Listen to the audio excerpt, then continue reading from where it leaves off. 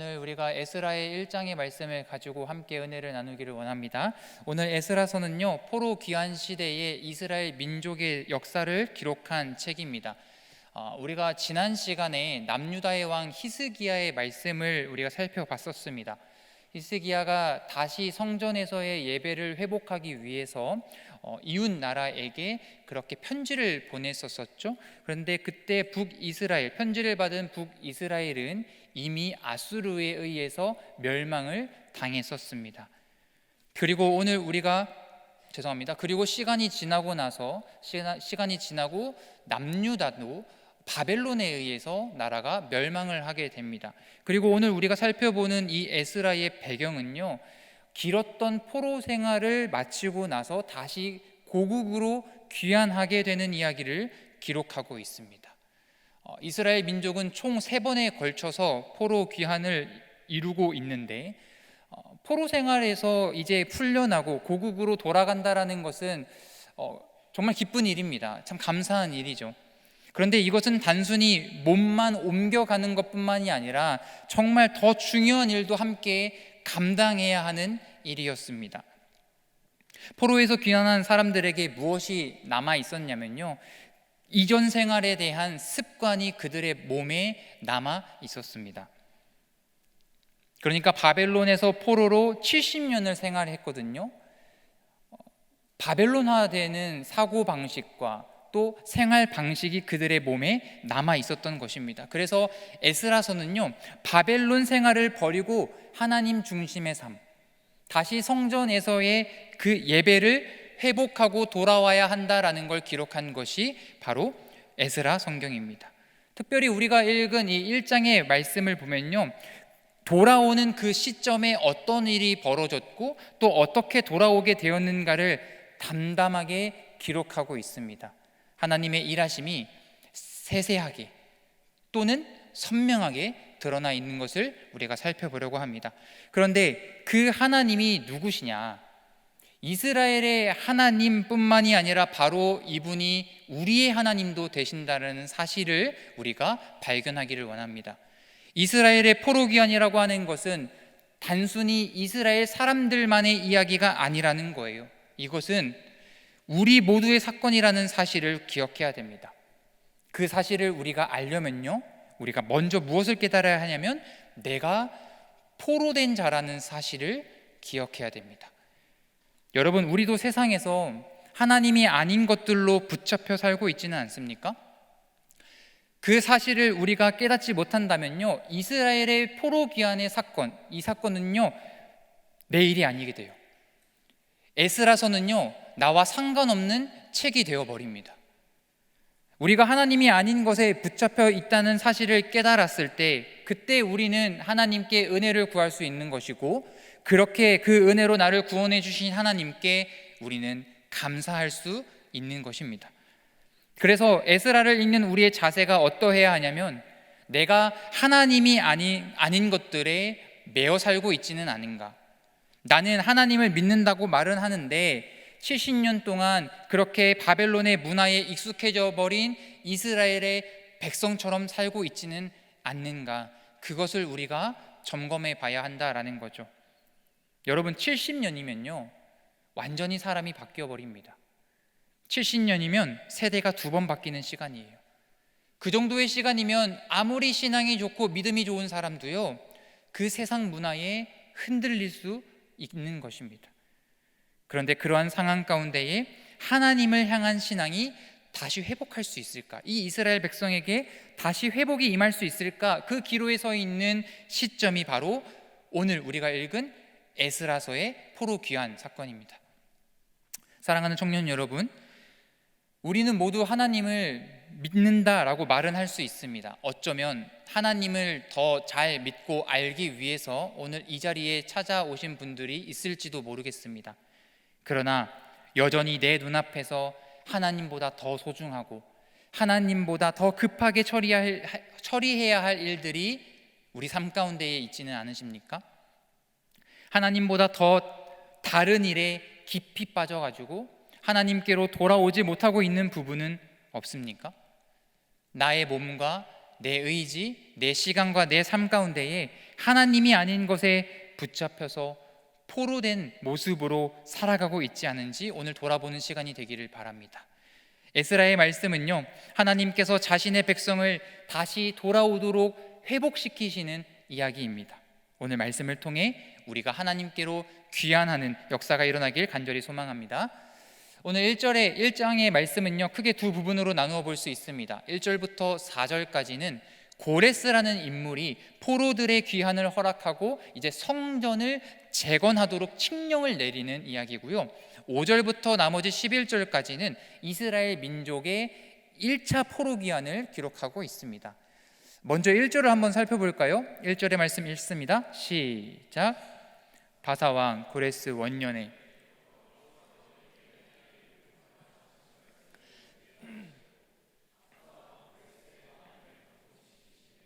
그가 온 나라에 공포도 하고 조서도 내려 이르되, 자, 우리가 여기서 한 가지 짚고 넘어가야 될 사실은요, 남유다는 아까 바벨론에 의해서 멸망을 했다고 했습니다. 그러면은 바벨론의 포로가 되어야 하는 게 맞거든요. 그런데 끌려간 곳은 바벨론인데 포로로 풀려주고자 하는 사람은 바사왕이라고 지금 기록하고 있습니다. 왜 바사왕이 풀어주는 걸까요? 바사는 페르시아입니다. 그리고 페르시아 제국을 건설한 인물이 고레스라는 인물이에요. 그런데 이 고레스가 바벨론을 무너뜨렸습니다. 그래서 지금은 이스라엘 민족이 바벨론이 아니라 바사 왕의 통치 아래에서 지금 포로 생활을 하고 있다라는 사실을 우리가 기억해야 됩니다. 그리고 여기서 더 중요한 것은요, 이스라엘을 다스리고 있는 통치자는 따로 있다라는 사실입니다. 말씀을 다시 한번 볼까요? 1절의 주어는요, 여호와께서입니다. 여호와께서, 그리고 그 여호와께서 무엇을 하셨습니까? 말씀을 이루게 하시려고, 그래서 실제로 무슨 일을 하셨냐면요, 마음을 감동시키셨습니다. 이게 중요한 거예요. 이게 1절의 뼈대입니다. 하나님은 말씀을 이루게 하시려고 마음을 감동시킨 분이세요. 이것이 하나님이 일하시는 방법입니다. 그러니까 우리는 하나님이 어떤 일을 행하시는가, 어떻게 내 삶을 변화시키시는가, 어떻게 교회를 세워가시는가, 어떻게 하나님의 자녀를 부르시는가 라고 하는 그 모든 하나님의 사역에서는요, 그 뼈대가 바로 하나님께서 말씀을 이루게 하시려고 감동을 주신다, 감동시키신다 라는 거예요. 이게 뿌리입니다. 여러분, 하나님은요 곧장 일하지 않으십니다. 하나님은 먼저 우리에게 말씀을 주시는 거예요. 그리고 그 주신 말씀을 붙잡고 그 말씀이 이루어지기를 간절히 기도하는 사람에게 하나님은 감동으로 반응하시는 것입니다. 이것이 하나님이 일하시는 방법이에요. 그렇다면 하나님께서 이스라엘 백성을 향해서 먼저 하신 말씀은 무엇이었을까요? 우리가 이사야 44장 28절의 말씀을 보길 원하는데, 이사야는요 이스라엘 민족이 포로로 잡혀가기 이전의 선지자였습니다. 포로로 잡혀가기 이전의 선지자. 그런데 포로로 잡혀가기 이전에 있었던 선지자가 무슨 예언을 했냐면요, 말씀 한번 읽어보겠습니다. 44장 28절 시작. 고레스에 대하여는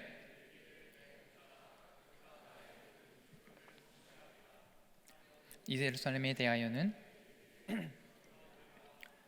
성전에 대하여는 내 기초가 놓여지리라 하는 자니라. 아멘. 뭐라고 합니까? 고레스는 내 목자다. 그가 나의 모든 기쁨을 성취할 것이다 라고 예언했습니다. 그러니까 하나님은 고레스를 통해서 일하실 것을 이미 예언하셨던 거예요. 그런데 그 다음 45장 1절의 말씀도 한번 볼까요? 여호와께서 그의 기름 부음을 받은 고레스에게 이같이 말씀하시되, 내가 그의 오른손을 붙들고 그 앞에 열국을 항복하게 하며 내가 왕들의 허리를 풀어 그 앞에 문들을 열고 성문들이 닫히지 못하게 하리라. 아멘. 그러니까 지금 고레스가 모든 나라를 정복하게 하신 분이 지금 누구라는 거예요? 하나님이 하신 일이었다는 거예요. 여러분, 모든 것이 하나님의 계획 안에 있었던 것이었습니다. 하나님의 계획은요 너무나도 디테일하고 또 정확한 예언의 성취로 나타났습니다. 이사야에 의해서 그 이름까지 거론되었다라는 것은 결코 이것은 우연이 아니라 하나님의 계획이라는 것밖에는 설명할 수가 없어요. 여러분, 포로된 자들을 풀어줬다라는 거 우리가 어떻게 이해하면 좋을까요? 세상에 어떤 왕이 포로들을 풀어주고 심지어 그들의 신앙생활까지 허용하는 그 관용을 베풀어 주겠습니까? 우리가 이것을 통해서 알 수 있는 것은요, 이 모든 세상의 역사를 주관하시는 또 통치하시는 분이 여호와 하나님이라는 사실을 우리가 기억해야 됩니다. 고레스 왕이 갑자기 이렇게 자신의 국정 운영의 한 일환으로 이스라엘 백성을 풀어주고자 생각했던 것이 아닙니다. 이 모든 것에는 하나님의 치밀한 계획이 있었고 지금 그에 대한 결과를 우리가 보고 있는 거예요. 결코 우연이 아니라 이것은 하나님의 섭리입니다. 자, 1절에서 말씀하고 있지 않습니까? 하나님께서 고레스의 마음을 감동시키심이, 감동시키셨다라는 것은 하나님께서 인간 역사에 직접적으로 개입하셨다라는 것입니다. 결국 하나님께서 그의 마음을 움직이신 결과였다는 거죠. 하나님은요, 역사의 방관자가 아니시고요, 역사에 대해서 수동적으로 반응하시는 분도 아니십니다. 하나님은 이 땅을 향한 세밀한 계획을 가지고 계시고 모든 역사는 하나님이 주관하고 계시는 거예요. 여러분, 우리가 살아가고 있는 이 시대도 마찬가지입니다.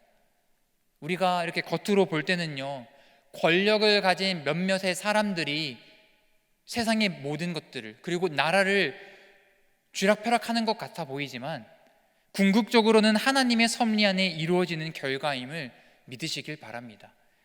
한 나라의 국정 운영뿐만이겠습니까? 개인적인 우리 개인의 인생 가운데서도요, 하나님은 세밀하게 간섭하십니다.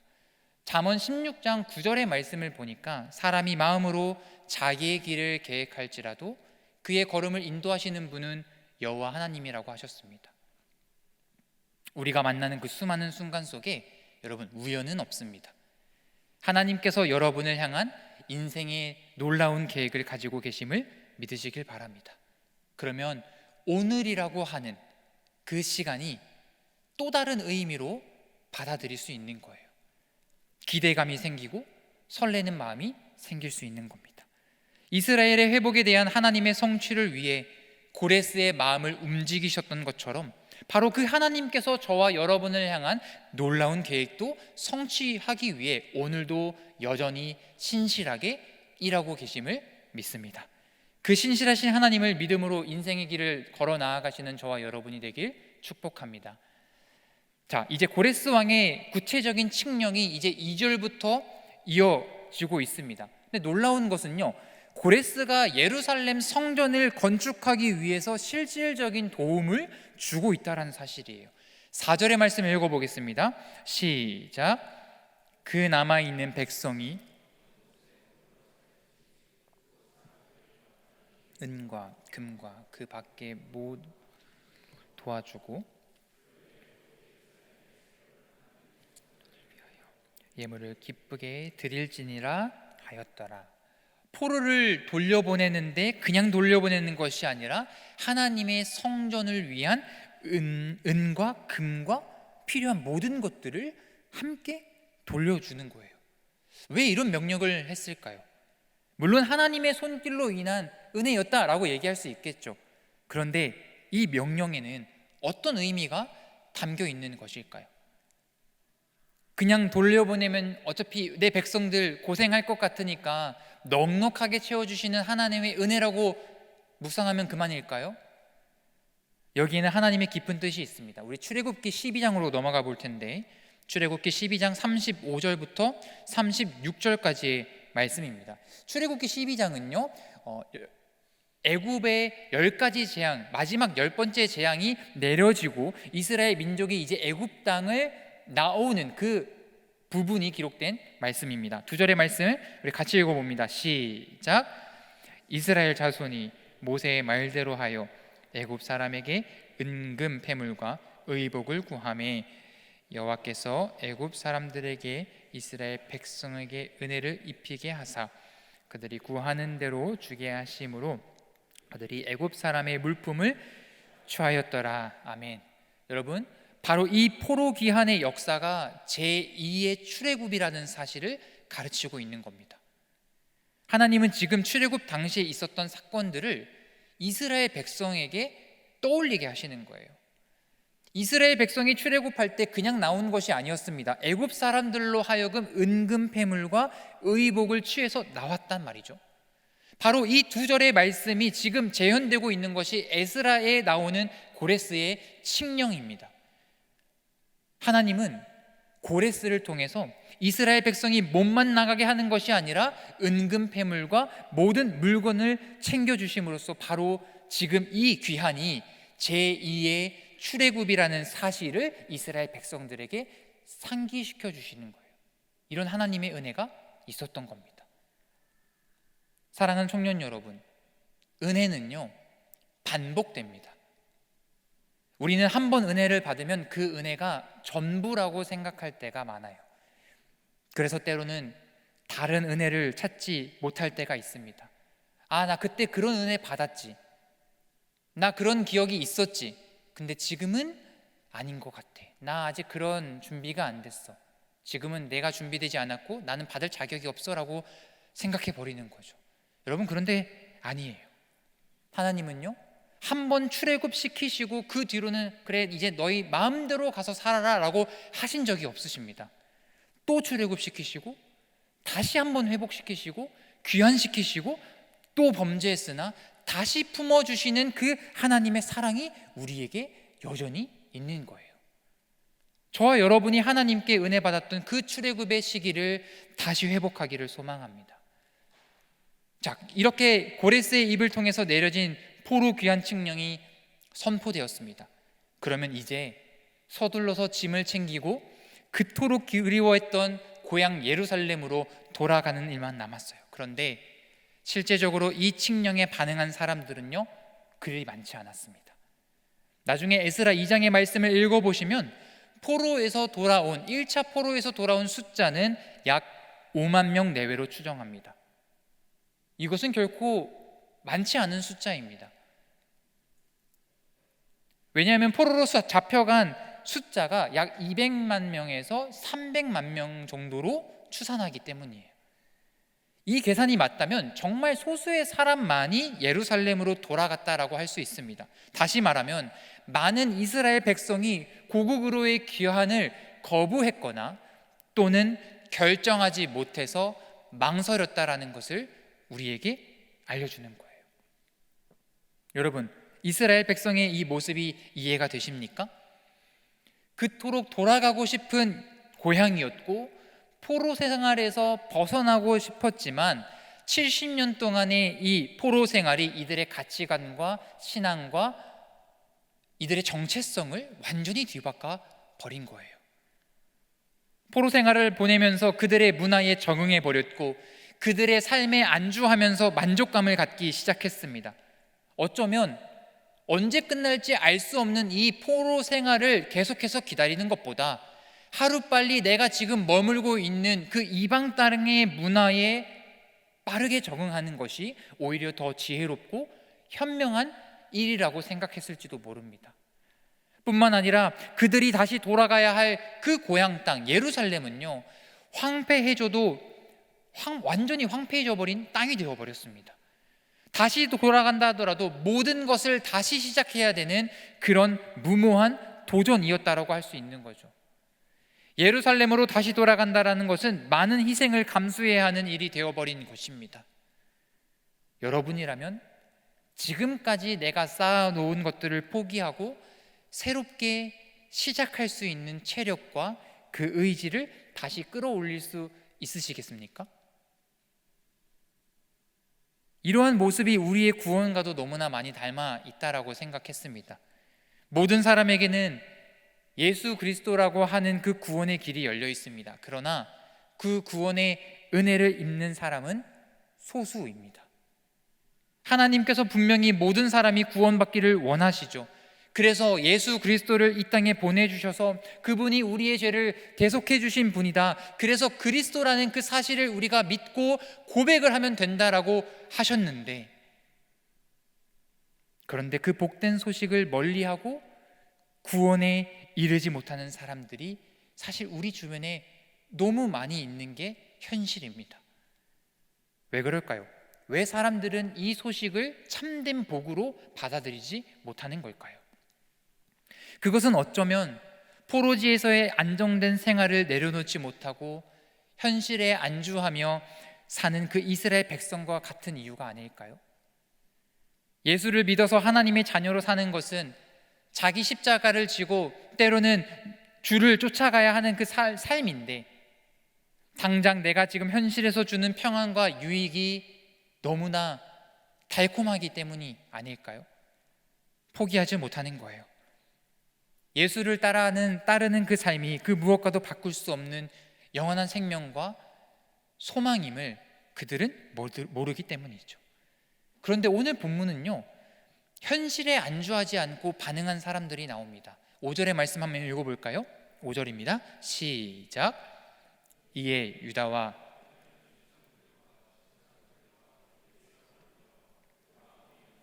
감동을 받고 건축하고자 하는 자가 다 일어나니. 다양한 무리의 사람들이 나오죠. 그런데 이들의 공통점이 무엇입니까? 그 마음이 하나님께 감동을 받았습니다.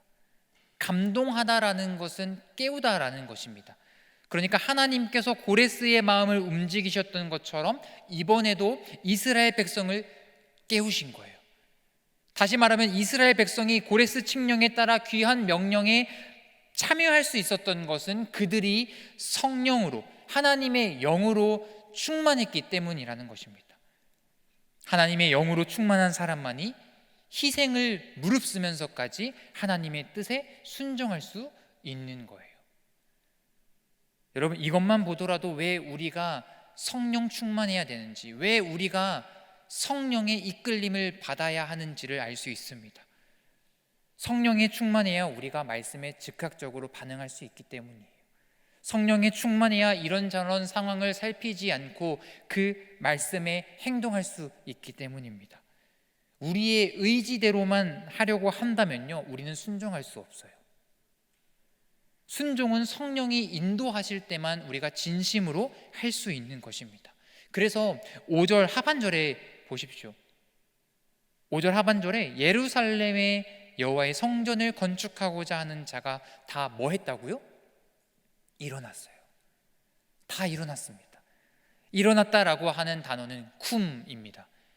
어떤 일을 하기 위해서 그들이 적극적으로 결단했다라는 의미예요.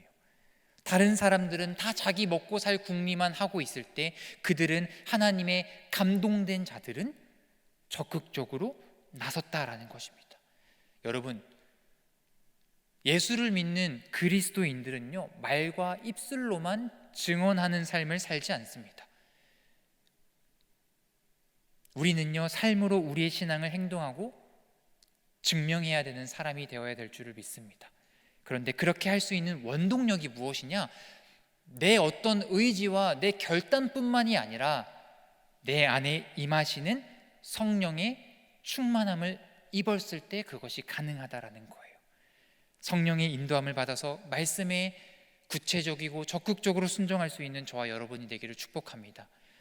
이어서 이제 9절부터 11절까지는요, 이제 세스바살에게 약 5,400여 개나 되는 이 성전의 기물들을 가지고 예루살렘으로 귀환했다라는 내용이 기록되어져 있습니다. 자, 그렇다면은 고레스의 칙령으로 인해서 총 세 가지가 예루살렘으로 돌아올 수 있었는데, 먼저는 고레스는 단순히 사람만 보내지 않았습니다. 성전에 필요한 예물도 줬고요, 더불어서 성전에서 사용될 기물들까지 귀환시켰습니다. 무슨 얘기입니까? 하나님께서 지금까지 주도하셨던 그 모든 일들이 자연스럽게 예배의 자리로 인도하셨다라는 사실이에요. 결국엔 이스라엘의 회복은 하나님과의 그 예배가 회복될 때에 진정으로 회복할 수 있다라는 것을 말씀하고 있는 것입니다. 지난 시간에 이어서 오늘도 강조합니다. 하나님이 우리에게 예배를 먼저 회복하기를 원하세요. 예배 안에서 하나님과의 관계가 먼저 회복될 때 우리는 비로소 우리가 걱정하고 고민하고 있는 그 문제가 하나님보다 더 크지 않다라는 것을 확신할 수 있는 것입니다. 여러분, 말씀을 정리합니다. 바사왕 고레스의 칙령을 통해서 실시된 이 이스라엘 백성의 포로기한 사건은 갑작스러운 정세의 흐름에 따라서 우연히 일어난 일이 아니었습니다. 하나님의 치밀하고 구체적인 계획 속에서 일어난 놀라운 섭리의 과정이었어요. 그분은 약속을 하시면 반드시 지키시는 분입니다. 그 말씀을 지키시는 신실하신 하나님이십니다.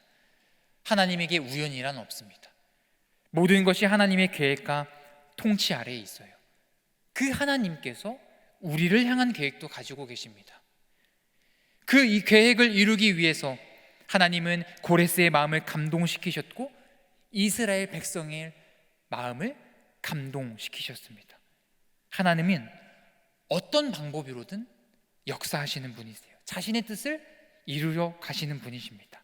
따라서 우리도 하나님의 뜻과 계획에 인도받기 위해서는 성령의 감동을 받아야 됩니다. 성령이 우리 안에 임재해야 합니다. 그래야 하나님의 뜻에 우리의 의지와 고집을 넣지 않을 수 있습니다. 성령의 이끌림을 받아야 우리가 하나님과의 교제와 관계가 온전해질 수 있습니다. 우리를 향한 그 놀라운 계획에 영적인 자각을 깨우고 순종하고 반응해서 하나님이 기뻐하시는 자녀된 모습을 누릴 수 있는 저와 여러분이 되길 주님의 이름으로 축복합니다. 아멘.